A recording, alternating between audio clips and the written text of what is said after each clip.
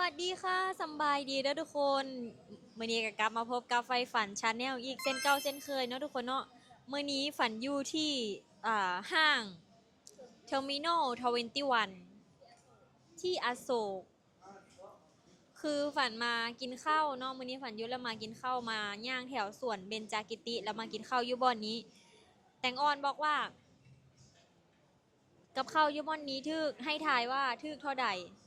ให้ทายว่าทึกเท่าใดค่อยทายว่าเท่าใดฮู้บอก ค่อยถ่ายว่าประมาณ70ขึ้นถึง100ทึกเลยได้นี่ได้แล้วพอมาอีหลีนะสมเจ้าค่อยถึงกับแบบอึ้งแห้งกับเข้าวมันทึก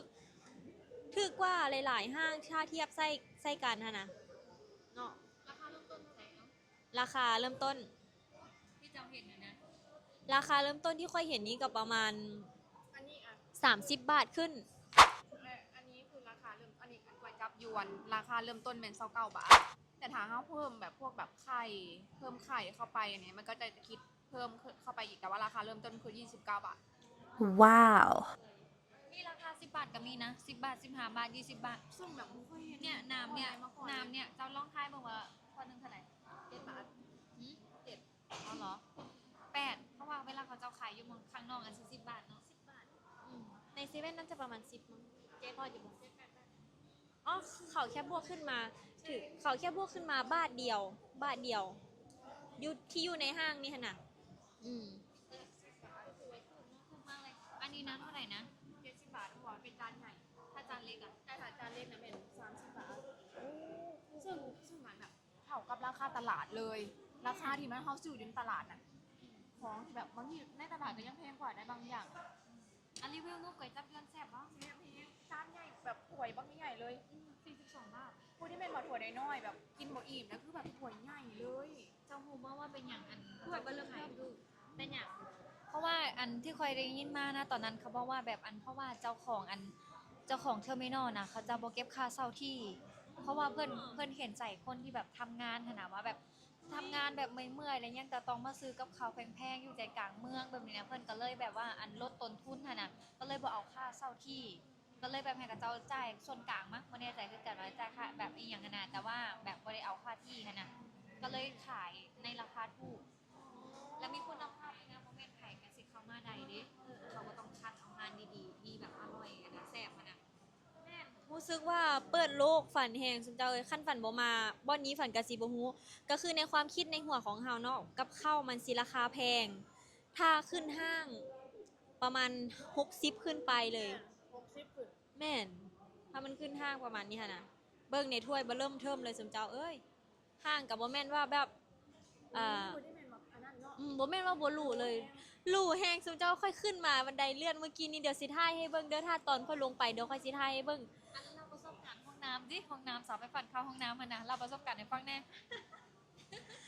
เมื่อกี้นี่ไปเข้าห้องน้ำสมเจ้าห้องน้ำมันคือเป็นเขาเอิ้นหยังเป็นปุ่มกดที่มันมีหลายๆปุ่มอะนะปุ่มล้างกดคือปุ่มกดมันมีหลายปุ่มแฮงโชคดีที่แบบเฮามาอยู่ในประเทศไทยแล้วเฮาอ่านภาษาไทยออกบ่ซั้นก็คือแบบมึนตึ๊บคือกันมันเป็นครั้งแรกที่เข้าห้องน้ำที่มีปุ่มกดหลายๆปุ่มปกติห้องน้ำสังคมมันก็สิมีแบบกดจืดเดียวเนาะแล้วก็สิมีสายซีดหั่นนะซ้ำนั้นเลยอ่ะบ่เว้าหยังหลายใหญ่ห้างเนาะซุมเจ้าเนาะค่อยก็สิกินต่อก่อน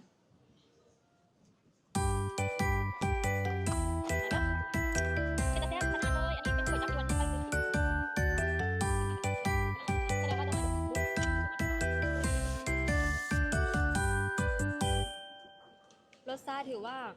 ใส่ได้เลยทั้งบ้านเฮาก็แม่นข้าวเปียกเนาะคล้ายๆแต่ว่าเส้นมันจะมีเส้นใหญ่กว่านี้บ้านเฮาเนาะเส้นบ้านเฮาสิใหญ่กว่านี้แต่อันนี้มันสิเส้นน้อย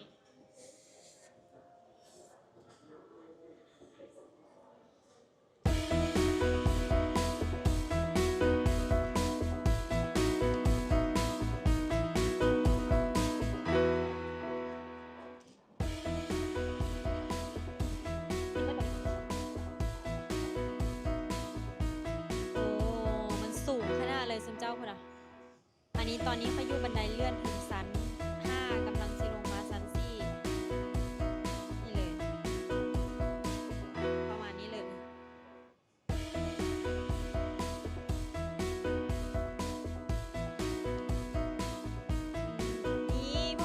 กันออกมาแล้วเนาะกำลังลงบันไดเลื่อนอีกขั้นหนึงแล้วสุดเจ้าเอ้ยจะแม่นสูงนะเดี๋ยวค่อยให้เบิ่งวิวบ่นี้เด้อ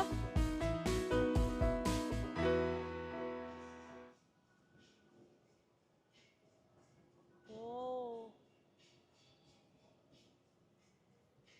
ยังบ่สุดอีกพาติโถสูงได้สูงดีสูงคักสูงแน่ไปเอาลงอีก ตอนนี้ทำกำลังจะไปบอนที่มันสูงที่สุดน่าจะเป็นแบบจากซันที่เฮาออกมาจากอัน BTS หะนะแล้วก็ฮอตบอนนี้เลยมาตามมานี่เลยบอนนี้เลยทุกคนจากซัน3ลงไปซัน2เนาะมาจากไหนเฮาก็ลงไปแล้วแม่ลงมาตามนะเดี๋ยวฉันลงไปก่อนเด้ออู้ว้าวห้างใกล้สิปิดแล้วเป็นอะไรอุ้ยเมื่อไหร่กว่าจับเฮาจับลาวอ๋อจับเฮาจับเอออุ้ยรถไฟมาพอดีเลย แต่ว่าเขาน่าจะบ่ทันดอกขบวนนั้นอ่ะ เพราะว่าเขาหากะลง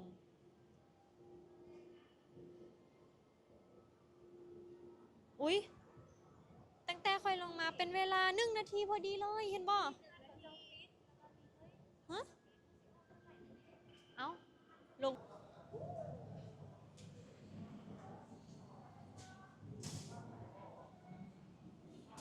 เบิ้งทุกเจ้า มีต้นคิดสมาร์ทต้นคิดสมาร์ท ต้นคริสต์มาส งามเนาะโอ้เป็นความสูงคือจาก อันนี้น่าจะเป็นชั้น2นะมั้ง อันนี้น่าจะเป็นชั้น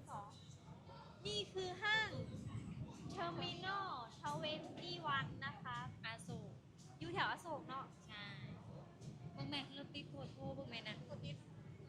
ขึ้นชื่อว่า แดงเปียดเลยตรงนี้ เบิ่งสุดเจ้า แย เบิ่ ก ง อา อัน โศ นั้น กเนี่ยแยกอาโศก อันนี้แยกอโศกคือแดงเปี้ยเลย แม่เปิดการมองเห็นเ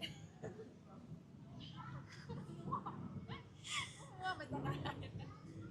ได้อยู่คุณนะ ป้าไปส่งไอ้เจ๊กกระเทอะ4 ทุ่มแหละ ไปส่งไอเจนละทางกำลังมาส่งไอเจนนี่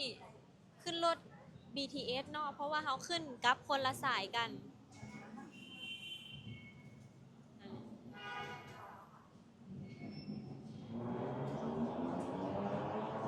ตอนนี้เป็นเวลาเลิกงานของใครหลายๆคน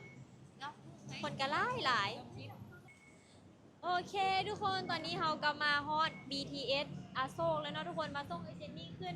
รถ BTS เพราะว่าคอยกับแตงอ้อนนี่จะกลับสายเดียวกันก็เลยสิไปอีกบนหนึงนะทุกคนพวกเราจะพากันมาจบคลิปแต่เพียงซ้ำนี้แล้วทุกคนขอ